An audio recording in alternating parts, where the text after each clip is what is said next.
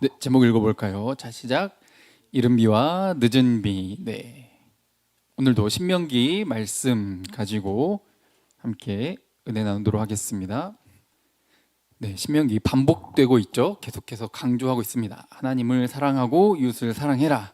하나님을 사랑한다면 삶으로 나타내라. 하나님을 사랑하는 것은 그 실천으로 순종으로 나타나는 거죠. 모세가 지금 고별 설교로 계속 반복하면서 강조하고 있습니다. 그래야 하나님이 택한 백성, 이 땅이 지금 지옥 같은데, 뭐 세상 사람들은 그렇게 생각 안 할지 모르지만 지옥 같은 이 세상에 진짜 천국이 뭔지를 보여줘야 되는, 너희들의 삶을 통해, 너희들의 그 나라를 통해 보여줘야 되는 사명을 가지고 있는 거죠. 그래서 강조하는 것이 순종할 것 중에 하나는 하나님을 사랑하는 것. 그래서 하나님을 사랑해서 올바른 관계가 되었으면 하나님과의 그 결혼 관계로 표현을 했죠. 하나님과 결혼해서 살면 서로를 만족시키고 기쁘게 하고 또 서로가 요구하는 것을 잘 들어주는 그런 관계가 올바른 관계, 의로운 관계라고 말씀을 드렸습니다. 순종하면 복을 받고 불순종하면 저주를 받게 되는데, 지난 시간에 이것을 이제 후손이 태어나면은 지금 본 적이 없을 거예요. 홍해를 건너지도 않았을 거고, 걔네는 에이 그런 일이 어딨어, 그냥 우리 조상들은 뻥이 심하네. 우리나라처럼 뭐 당군이, 그렇죠? 어떻게 태어났는지 다들 아시죠? 마늘과 쑥만 먹고 곰이 사람이 돼가지고 말도 안 되는, 이렇게 이제 받아들일 수 있다는 거죠. 근데 이건 실제 있었던 사건이고 이것을 그 대대손손 계속해서 전달하고 가르쳐 주었어야 하는 그런 사명감을 가지고 있다는 거죠. 이 신앙을 전수해야 될 것이다. 왜냐하면 그들은 알지도 못하고 본 적도 없기 때문에 반드시 이것이 잘 전달되게 해라 라는 거였죠. 자, 오늘 본문은 그에 이어서 신앙을 전수하는 것 중에 또 어떤 것을 전수해야 되는가, 그 두 번째 또 시간인데요. 자, 8절 또 읽어볼게요. 11장 8절입니다. 시작. 그러므로 너희는 내가 오늘 너희에게 명하는 모든 명령을 지키라. 그리하면 너희가 강성할 것이요 너희가 건너가 차지할 땅에 들어가서 그것을 차지할 것이며. 9절도요. 또 여호와께서 너희 조상들에게 맹세하여 그들과 그들의 후손에게 주리라고 하신 땅, 곧 젖과 꿀이 흐르는 땅에서 너희의 날이 장구하리라. 아멘. 자, 강성해진다, 강해진다는 거죠. 얼만큼 강해져요? 지금 쟤네들 거인들이 살고 있어요. 말도 안 되게 센 민족들이 살고 있죠. 걔네들을 이길 만큼, 그리고 다른 민족이 감히 넘보지 못할 만큼 그런 강한 군대를 가지게 되고 힘도 세지고, 그리고 너희들의 날이 장구하리라. 굉장히 오랜 수명, 번성하고 장구한 이런 복을 누리게 될 거라고 강조하고 있죠. 그런데 또 강조하는 게 뭐예요? 신명기, 그렇죠? 그 이름처럼 반복 또 반복이죠. 그 명령을 지켜라. 명령하는 이 명령을 반드시 지켜야 된다. 너희가 강해지고 싶으냐, 그리고 대대손손 오래오래 그 복을 누리고 싶냐, 그러면 순종해라 라는 거죠. 순종해서 받는 복인데, 자, 그 뒤에 애굽 땅과 가나안 땅을 비교를 해요. 지금 들어갈 거죠? 차지할 거예요. 그래서 그 후손들이 거기서 살게 될 거예요.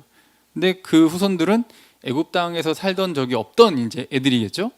걔네들에게 지금 알려줘야 될 것은 그 땅이 그냥 얻어지는 땅이 아니다. 그리고 애굽 땅이랑 지금 비교해가지고 가르쳐주고 있어요. 10절 읽어볼게요. 자, 시작. 네가 들어가 차지하려는 땅은 내가 나온 애굽 땅과 같지 아니하니 거기에서는 너희가 파종한 후에 발로 물대기를 채소밭에 댐과 같이 하였거니와. 아멘. 자, 애굽 땅은 어떤 땅이냐? 그렇게 막 강수량이 막 엄청나게 많지는 않아요. 근데 어떤 강이 흘러요? 나일강이 흘러요. 나일강이 흘러서 이 풍족한 물을 이 밭에다가 논에다가 대는 거예요. 저기 보이시죠? 이렇게 물을 끌어다 쓰는 기술력을 가지고 있었고, 그래서 저기에 이제 발로 물을 댄다라는 게 뭐 이 발을 가지고 물을 이렇게 옮긴다 이런 의미가 아니라 직접 인간이 발로 뛰면서 그 물을 이렇게 퍼다 옮기는 그런 인간의 기술력을 지금 이야기하고 있는 거예요. 그러니까 인간의 기술력으로 지금 애굽 땅은 굉장히 풍성한 땅이었다는 거죠. 물이 풍부했고 강수량은 적었지만 인간들이 갖고 있는 그 고민해낸 또 고안해낸 그런 기술력을 통해 이 끝이 안 보이는 애굽 땅, 이집트 땅이 엄청 넓잖아요. 이 땅을 풍요롭게 만들 수 있었다라는 거죠. 자, 그 땅은 그런 땅이다. 그런데 반대로 가나안 땅은 어떤 땅인가 했을 때, 자, 그래서 이집트 땅은 어떤 땅?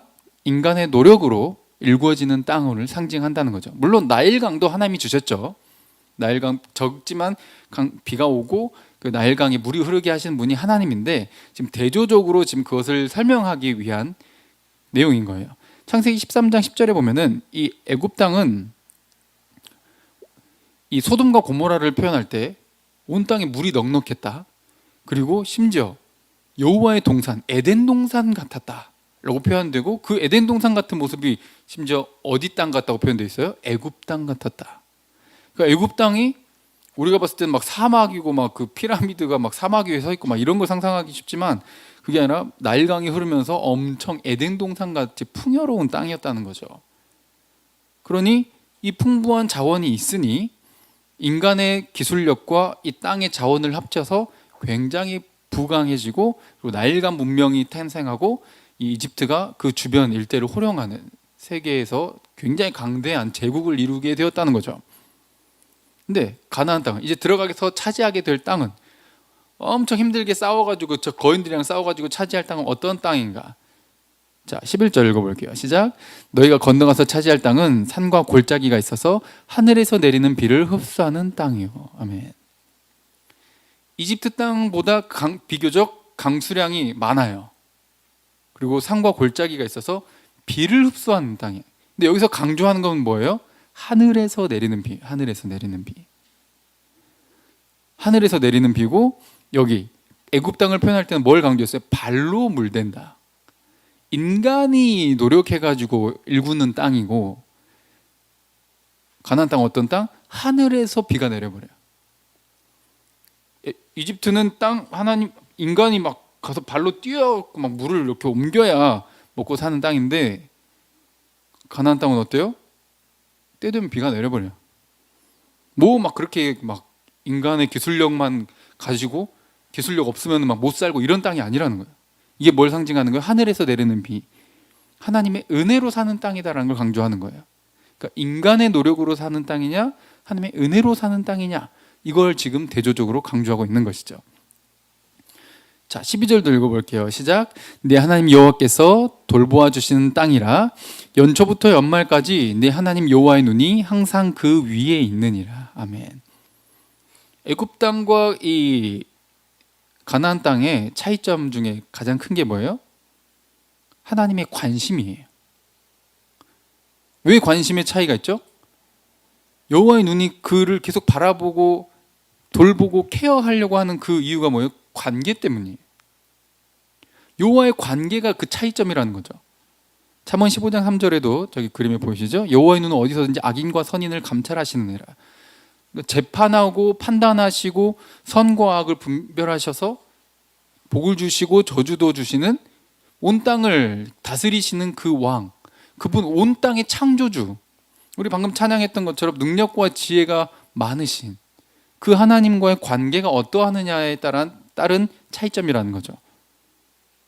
그게 하늘에서 내리는 비라고 지금 표현을 하고 있는 거예요. 실제로 비가 내리지만 여호와께서 돌보아 주신 땅, 그러니까 여호와께서 케어해 주는 땅이라는 거죠. 이집트 땅도 물론 하나님이 나일강 물 다 주시지만 특별한 관심, 특별한 선택이 이 이스라엘과 그 가나안 땅에 있다는 것이죠. 그래서 계속되는 수분 공급이 있을 거고, 땅이 좀 거기 가보면 그 석회질이에요. 석회질이라는 거는 우리나라처럼 비가 딱 내리면은 땅에 딱 그 물을 머금고 있는 그게 긴 게 아니라 밑으로 물이 다 빠져버려요. 근데 하늘에서 내리는 비가 안 끊기니까 농사하기 좋은 거예요. 이게 그러니까 은혜가 안 끊기는 땅이라 이 말인 거죠. 땅이 막 엄청 좋은 땅이 아니에요. 물 다 그냥 막 가버려요. 근데 이 건조한 광야 같은 이 지역이 끊임없이 이슬과 비가 내려서 촉촉할 수 있게 하시는 그분이 하나님이시라는 거죠. 그러니까 비가 많이 와가지고 이렇게 좋은 땅이구나가 아니라, 땅은 안 좋지만 은혜가 있으니 좋은 땅이라는 거예요. 땅만 비교해 보면 애굽 땅이 훨씬 좋아요. 여호와의 동산 같다라고까지 표현돼 있잖아요. 창세기에는. 그 고대에도 엄청 풍요로운 땅이었는데 상대적으로 겉으로 봤을 때는 메마른 땅 같아, 가나안 땅. 근데 놀랍게도 풍성한 결실이 맺히게 되는데 하나님의 은혜가 하늘에서 비가 끊임없이 내린다는 거죠. 이렇게 돌보아 주신다. 이게 하나님이 택한 백성. 우리 방금 찬양했던 그 찬양처럼 시편 147편의 내용인데 예루살렘아 라고 부르죠. 믿는 자들을. 이게 이스라엘을 상징하고 이스라엘 수도잖아요. 하나님을 믿는 백성을 예루살렘이라고 지칭하고 있는 거예요. 우리 교회를 새 예루살렘이라 하잖아요. 그러니 너희는 예수 그리스도를 통해 하나님의 백성이 된 너희는, 하나님의 자녀가 된 너희는 하나님의 눈으로 항상 돌본다.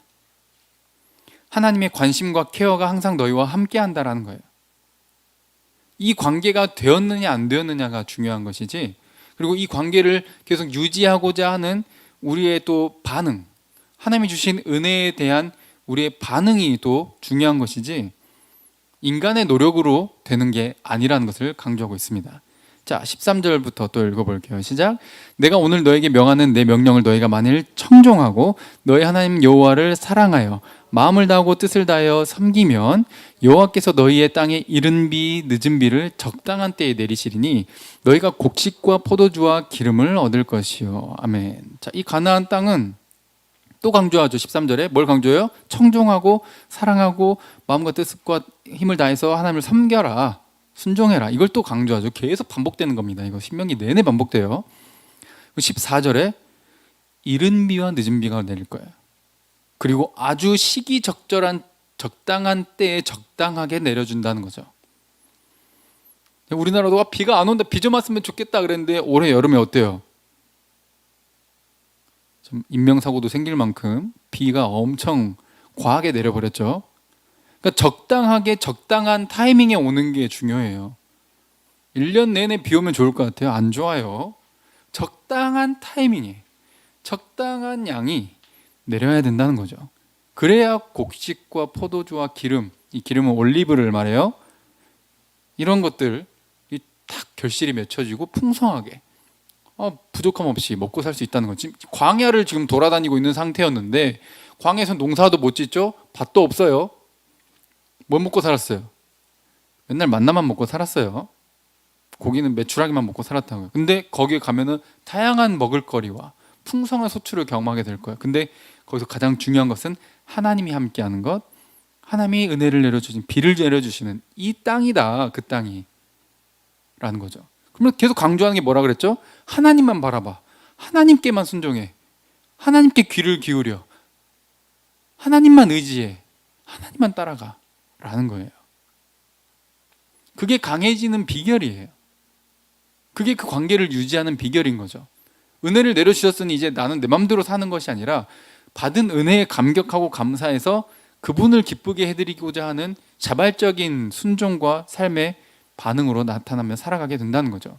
그럼 이게 같이 콜라보가 이루어지면서 너무 아름다운 그런 땅의 소산을 누리게 된다는 거예요. 여러분은 양이 좋아요, 질이 좋아요? 물론 둘 다 많으면 좋죠. 근데 굳이 여러분들 뭐 요즘 막 뭐더라 막 한 둘 중에 하나 선택해야 되는 막 그런 거, 밸런스 게임 이런 거 좋아하니까 밸런스 게임이라 생각하고 선택해 보세요. 양이에요, 질이에요? 또 질을 선택 많이 하시네요. 저도 질이에요. 네, 요즘 간식 저거 보면서 초코파이, 수제 초코파이랑 좀 다르죠. 좀 들어가는 정성이나 이런 것들도 다르고요. 가격도 많이 달라요. 저 한 박스 정도의 가격이죠. 저 수제 초코파이 하나가요. 그러니까 근데 또 양을 선택하는 사람들도 있고요. 근데 이 이른 비와 늦은 비를 봐도 그 양과 질에 대한 내용이 나와요. 자, 이른 비는 건기로, 우리나라도 건기와 우기가 있죠. 지금 이제 가을 지나서 좀 건조해요. 건기, 겨울 이때 막 건조하잖아요. 그렇죠? 그땐 비가 와요, 안 와요? 잘 안 와요.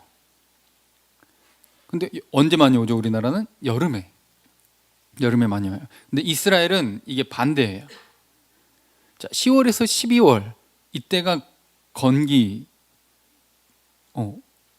건기로 이제 이때 우리는 봄에 뿌리고 가을에 추수하잖아요. 근데 얘네는 가을에 뿌리고 봄에 추수해요. 그래서 10월과 12월 이때 밭갈이를 하고 파종을 하고, 그 다음에 우기 때, 늦은 비가 내리는 때는 3, 4월 정도 때 이렇게 결실을 맺게 되는 거죠. 근데 이때 전체 1년간 내리는 강수량의 비율을 보면 건기 때 15% 정도가 오고, 이른비 때, 그리고 우기 때 15% 정도가 와요. 그래서 지금 건조할 때 이제 씨를 뿌려야 되는데 이른비가 착 내려줘야 땅이 어때요? 촉촉해지죠? 그때 딱 뿌리는 거야. 그래서 얘네들이 물을 머금고 딱 뿌리를 내릴 수 있게끔 하니까 이 건기 때 내리는 비가, 이 이른비가 엄청 중요한 거예요. 이때 비가 안 오면 어때요? 아무리 밭을 갈아도 푸석푸석 해가지고 물기 없어가지고 이 씨가 뿌리를 내려 못 내려요? 못 내려요. 식물이 제대로 자라지를 못하게 된다는 거죠. 일단 뿌리를 내려야, 싹을 틔워야 뭔가를 기대를 할 텐데 애초에 그게 안 되게 되는 거죠. 적당한 때 저렇게 적당하게 비가 와줘야 되는 거예요. 그래서 뿌렸어요. 그리고 저 늦은 비, 우기 그 사이에 나머지 모든 날들에는 겨울비라 그래가지고 저 때 비가 많이 와요. 전체 1년의 강수량이 70%가 옵니다. 그래서 이 식물들이 자라게 성장하는데 쓰여지는 물들이 이때 70%가 많이 오게 되는 거죠. 많이 와요. 근데 이렇게 왔다가 이제 추수를 해야 돼. 추수를 해야 될 때 또 15% 정도의 늦은 비가 한번 와줘야 돼요. 이때 안 오면 성장은 했는데 안에 알맹이가 없어. 알맹이가 탄탄하게 맺혀져 있으려면 무슨 비가 와야 돼요? 늦은 비가 와야 되는 거죠. 그래서 70%도 중요하지만 이 70%의 양보다 적당한 타이밍과 적당한 양의 건기와 우기 때 내리는 이 15%씩의 이 비가 엄청 중요하다는 거죠. 시작과 마무리를 해주는 비니까요. 성경에 이른비, 늦은비 이렇게 비유가 많이 나오게 되고요. 이것도 우리 삶 속에 때에 따라 적당하게 주시는 그 하나님의 은혜를 또 상징하고 있는 거죠. 양이냐 질이냐 했을 때 성경은 지금 어떤 걸 또 말하고 있는 거예요? 질이 중요하다라는 거예요. 양도 중요하지만 굳이 고르자면 타이밍에 맞는 딱 시기적절한 그런 것이 필요하다는 거예요. 아무리 양이 많아도 정말 필요할 때 없으면 소용없는 거예요. 그리고 너무 과하게 양이 많아도 망쳐버리는 거죠. 그래서 이 질적으로 정말 훌륭한 그 타이밍에 오게끔 누가 주신다? 하나님이 주신다는 거죠. 어떻게 그렇게 적절할 때 그렇게 올까? 이게 신기하다는 거예요. 어떻게 그렇게 적절한 때 적절한 양이 올까? 이게 하나님의 은혜라고 지금 강조하고 있어요. 신명기 28장에는 그래서 하나님의 은혜를 주시는데 그렇다고 인간은 아무것도 하지 않느냐? 아니요. 인간에게도 이렇게 말씀하고 있어요. 오늘 본문은 아니지만 신명기 28장에 자 읽어볼게요. 시작. 여호와께서 너를 위하여 하늘의 아름다운 보고를 여시사 네 땅에 때를 따라 비를 내리시고 네 손으로 하는 모든 일에 복을 주시리니 네가 많은 민족에게 구워줄지라도 너는 꾸지 아니할 것이요. 아멘. 자, 때를 따라 비를 내리신다. 또 강조되고 있죠. 그런데 뭐예요? 네 손으로 하는 모든 일에 복을 주신다. 그러니까 네 손으로 하는 일이 있다 없다? 있다는 거예요. 가만히 입 벌리고 있으면 감 떨어지는 게 아니라 우리가 계획하고 노력하고 실천하고 인내하는 그 삶 속에 결실이 맺혀지게 된다는 거예요. 여러분들 열심히 노력했는데 그 노력의 결실이 없다고 하면 힘이 나요? 안 나요? 안 나죠. 정말 다 포기하고 싶고 때려치고 싶고 그냥 아몰랑 치전하고 싶은 그런 마음이잖아요. 근데 우리가 하는 일에 하나님의 뜻에 따라 아름다운 결실이 맺히게끔 우리의 노력이 수포로, 우리의 기도가 땅에 떨어지지 않게 하시는 분이 하나님이시라는 것이죠. 적절한 때. 이게 우리의 노력과 함께 우리의 반응과 함께 콜라보로 아름다운 결실을 맺게 하신다는 거예요. 바로 이게 가나안 땅입니다. 은혜의 땅인 것이죠. 15절 시작. 또 가축을 위하여 들에 풀이 나게 하시리니 네가 먹고 배부를 것이라. 아멘. 자, 풀이 나니까 제때에 오니까 우리가 원하는 막 나무의 열매들 막 과일들 곡식만 잘 자라는 게 아니라 풀도 잘 자라요. 그러면 우리 가축들이 먹을 게 많겠죠? 가축들이 먹을 게 많으면 어때요? 얘네들이 우유를 많이 내겠죠? 고기도 풍성해지겠죠? 그냥 먹고 배불러진다는 거예요. 아주 풍성해지는 거죠. 아주 아름다운 이 회전이 일어나게 되는 거예요. 근데 자, 먹고 배불러지니까 그때 또 강조되죠? 조심해라. 꼭 사람이 막 부자 되고 양 많아지면 좋을 거라고 생각을 하지만 이렇게 부족함 없어지면 너무 행복하고 좋은 거지만 이때 되면은 꼭 엇나간다 이 말이죠. 돈이 많아지고 시간이 많아지니까 죄지을 궁리를 한다라는 거예요. 특히 먹고 살기 편해지니까. 15절에 시작. 또 가축을 위하여 들에 풀이 나게 하시니 네가 먹고 배부를 것이라면 배불러지며. 16절 시작. 너희는 스스로 삼가라. 두렵건대 마음에 미혹하여 돌이켜 다른 신들을 섬기며 그것에게 절함으로. 자, 먹고 배불러지니까 어떤 신을 섬겨버린다고요? 다른 신을 섬겨버려.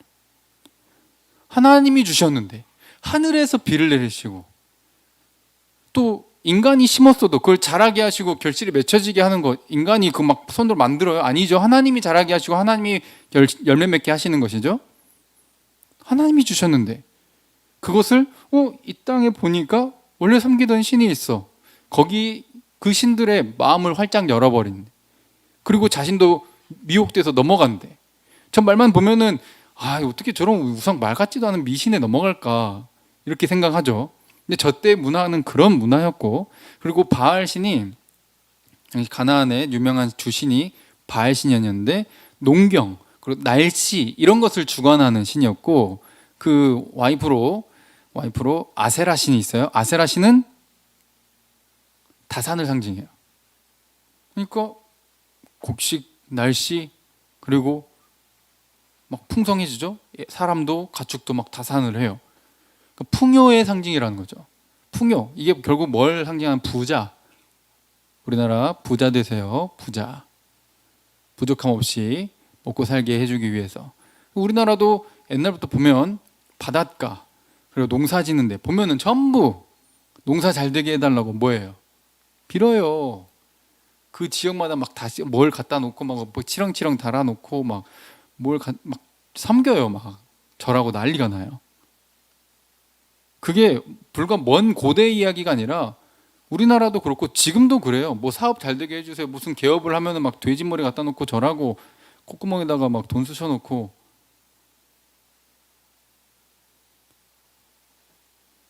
지금 똑같다는 거예요. 이걸 조심하라는 거예요.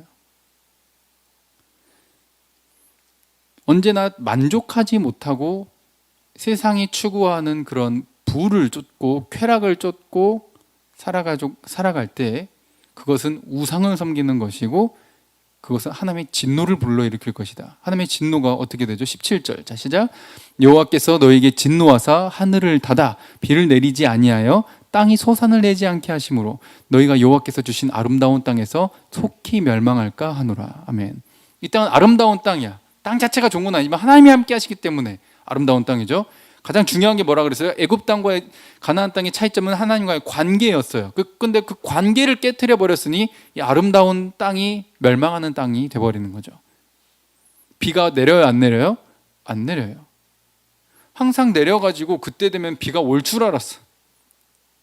비 오는 게 당연한 줄 알았어. 우리도 어때요? 보고 사는 게, 숨 쉬며 사는 게, 내 손가락을 이렇게 움직일 수 있는 게, 내 발로 걸어 다닐 수 있는 게 당연한 줄 알았어. 내 가족이 이렇게 살아있다는 게, 내가 사랑하는 사람들과 함께 살아갈 수 있다는 모든 게 당연한 줄 알았어. 당연한 거 아니에요. 세상에 당연한 거 하나도 없어요. 지금 그 말인 거예요. 모든 것을 하나님께서 주셨다는 것을 기억하고 항상 하나님만 바라보고 하나님께 순종하고 하나님을 의지하고 따라가야 되는데, 세상의 말, 너 그러면 죽어, 너 그럼 망해, 돈이 최고야. 세상의 가치관에 흘러가다 보면 그 끝이 멸망이라는 거죠. 당장은 잘 될지 몰라도 그 끝이 멸망이랄 것을 분명히 하나님께서 말씀을 통해 강조하고 있는 거예요. 그럼 조심하라는 거예요. 언제 자빠진다? 부족할 때 아니에요. 배부를 때.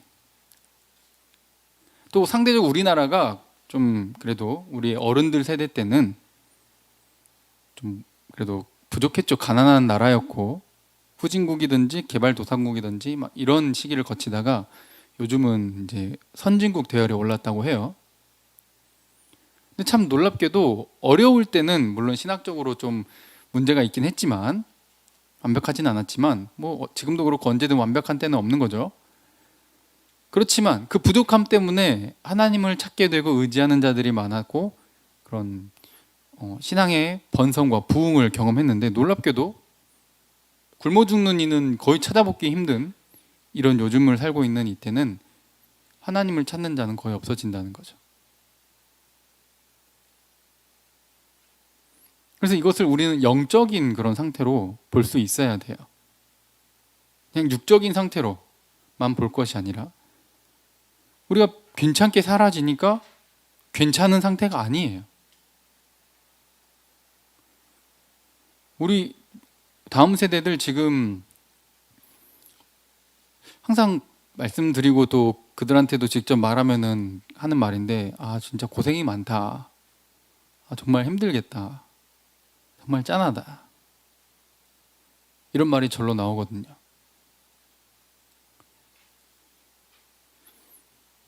너무 바빠요. 너무 과한 경쟁에 치여요. 그래서 어른들도 말 조심해야 될 게 환경이 다릅니다. 요즘 애들은, MZ들은 왜 이렇게 자기 걸 이렇게 챙기려고 하고 계산적으로 하려고 하고 놀랍게도 그 유튜브를 봤는데 일본은 그 법률 이렇게 대리인들이 뭘 해주냐면 결혼할 때 부부 그 계약서를 작성을 해요. 그래서 가사일은 누가 어떻게 하고 만약 여자가 가사를 하면은 다른 데서 가사 도우미를 불렀을 때 시간당 3,300엔이니까 1시간당 33,000원을 남편이 여자에게 지불하고 이걸 계약서를 다 작성하고 결혼하는 거예요. 그걸 보고 사람들은 기겁을 했죠. 뭐냐 이거 너무 선 긋는 것 같고 뭐 이거 직장같이 너무 비즈니스적인 관계가 아니냐, 부부관계인데. 근데 오히려 또 그걸 보고 나쁘지 않다 이렇게 또 평가하는 사람들이 많다는 거죠. 이것을 봤을 때 이것뿐만 아니라 직장에서도 삶 속에서도 요즘 애들은 이렇게 삭막한 것 같고 막 뭔가 선 긋는 것 같고 너무 막 탁탁 뭔가 계산되기를 원하고 그런 시대가 되었고 그런 시대를 만들어 주셨고 그런 시대 속에서 자라온 거예요. 내가 내 몫을 분명하게 알고 챙기지 않으면 안 되는 시대. 내 노력의 보상을 받을 수 없기 때문에 내가 이만큼 했을 때 이만큼이 돌아온다는 것에 대한 보장을 확실하게 받고 싶은 시대. 그래서 아이들은 짠한 거예요. 지금 시대는 아픈 시대예요. 근데 중요한 것은 예전이나 지금이나 아무리 그렇게 내가 몸부림치고 해도 진정한 만족과 삶의 복은 하나님과의 관계에서 온다는 거예요. 그것을 체험한 사람들은 알지만 아직 듣고 보고 경험하지 못한 세대들은 그것을 경험할 수 있게 해줘야 되는데 애초에 교회에 갈 때 에너지가 남아있질 않아.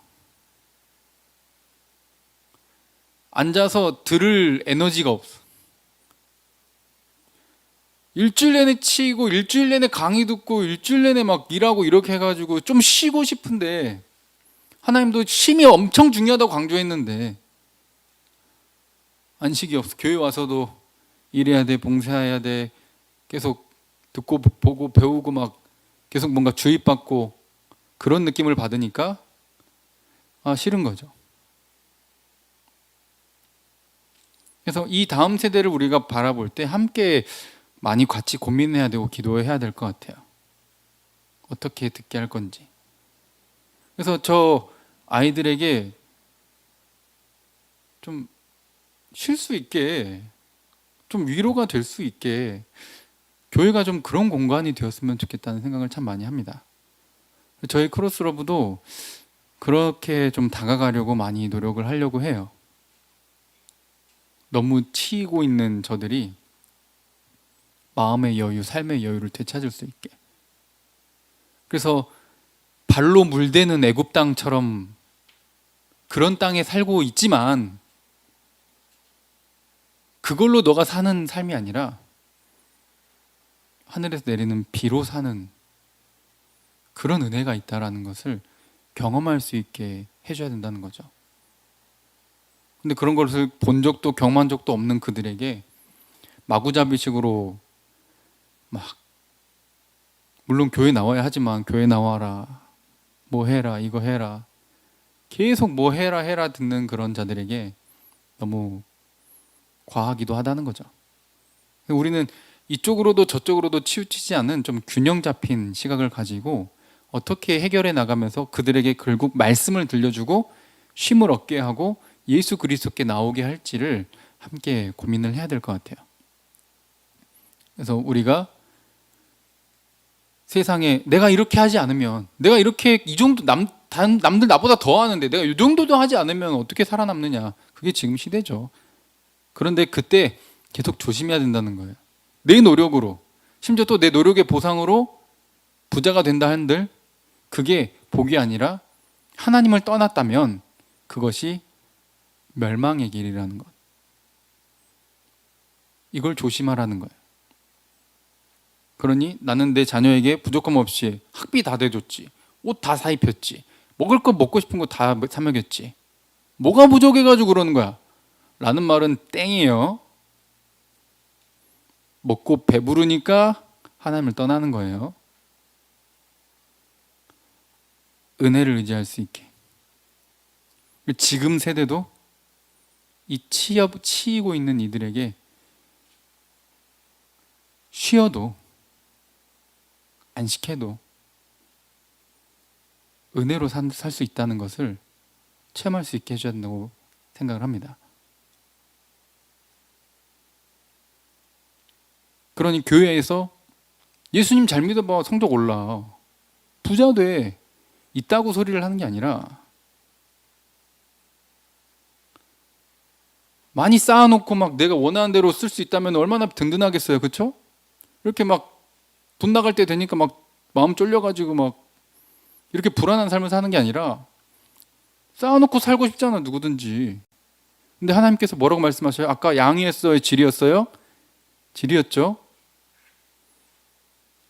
이른 비 늦은 비처럼 적절한 타이밍에 적절한 때에 적절한 만큼의 것을 부어주기를 원하시는 거예요, 하나님은. 놀라운 것은 돌이켜보면 안 굶어 죽었어요.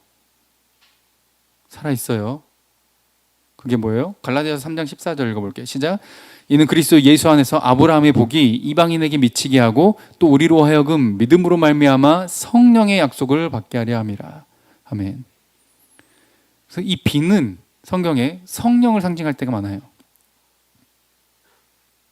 우리 메마른 이 심령이, 영혼이 다른 걸로 채워지는 게 아니라 성령으로, 예수 그리스도로, 예수 그리스도의 영으로 채워져야 돼요. 할렐루야. 번영신학, 이게 현대판 바알이에요. 예수 믿으면 부자 된다, 이거 조심하라는 거예요. 그리고 부자 되려고 믿는 거잖아. 교회 나온 이유가 뭐예요? 헌금한 이유가 뭐예요? 더 많이 받으려고. 내가 11조를 드렸더니 하나님이 막 10배, 100배, 30배, 60배, 100배로 갚아주신다. 우와, 그러면 11조 그냥 내지. 이거 투자 아니야, 투자. 계산적으로. 그럼 결국 뭐예요? 하나님이 목적이에요? 돈이 목적이에요? 돈이 목적인 거지. 이게 바알 섬기는 거라고. 그게 아니라 성령의 약속. 이것은 영생의 약속이며 영원한 하나님의 나라의 약속인 거예요. 부족함 없이 막 쌓아놓고 과하게, 이게 아니라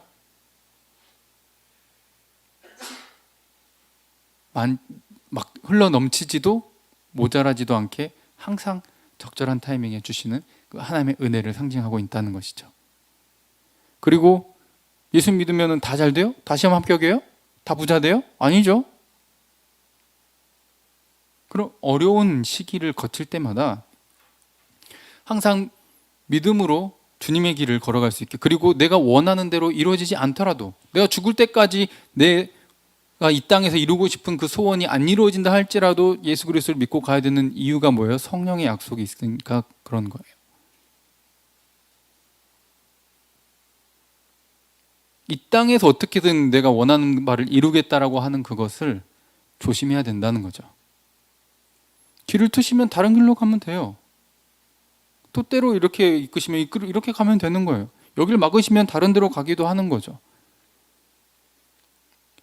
여행하듯이 하나님과 함께 여행 갈 때 누구랑 가는지가 중요하지 어디로 갔는지보다, 여기로 가려고 그랬는데 여기가 틀어졌어. 저도 신학교 다닐 때 이스라엘 가려고 그랬는데 전쟁이 났어요. 그래서 터키 그리스로 갔어요. 뭐가 어때? 여기든 저기든 가서 하나님이 또 성경이 쓰여진 그것을 함께 찾아보고 돌아보고 같이 동기분들이랑 같이 다니면서 즐거운 그런 은혜의 시간을 누리게 되는 거죠. 하나님과 함께하는 이 은혜의 삶을 사셨으면 좋겠어요. 그래서 여러분들 가만히 생각해 봅시다. 무엇이 여러분들을 살게 하죠? 이 땅에 내 발로 뛰는 노력? 경쟁에서의 승리? 원하는 것을 얻었을 때 그 성취감? 돈? 이게 여러분들이 살게 해요? 아니면은 그런 것 없어도 하나님 한 분만으로 만족하세요? 하나님 다른 걸 안 주시겠단 말이 아니에요. 그런다고 또 하나님을 섬긴다고 원하는 것 막 다 부자 되게 하고 이렇게 해주시겠다는 말도 아니에요. 이 적절한 균형이 너무너무 중요하다고요. 대신 우리의 목적은 분명해야 돼요. 우선순위는 분명해야 돼요. 하나님. 시편 147편, 여호와께서 예루살렘을 세우시며, 예수 그리스도를 믿는 자들을 세운다는 거죠. 하나님을 섬기고 믿고 따르는 백성을 하나님이 세우신다는 거예요. 내 발로 물대는 것처럼 내 노력과 인간의 기술력으로 사는 삶이 아니라 그렇게 하나님이 세워주시는 땅이며, 그리고 그들은 모아져서 어떻게 살죠? 상심한 자들을 고치고 그들의 상처를 싸매주시는 그 위로의 하나님을 그 백성들을 통해 베푸시는 거예요. 그러니까 예루살렘이 세워졌죠? 그들은 뭐예요? 주변에 아픈 자들, 상처 입은 자들을 싸매주는 거죠. 이웃사랑이 실현돼요. 그리고 그가 별들의 수요를 세시고 그것들을 다 이름대로 부르시고, 그분의 능력은 무한하셔서 위대하시며 능력이 많으시며 그의 지혜가 무궁하시도다.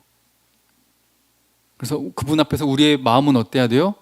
겸손해야 돼요. 겸손한 믿음으로. 겸손한 자들은 붙들어 주시고 악인들은 땅에 엎드러뜨리시도다.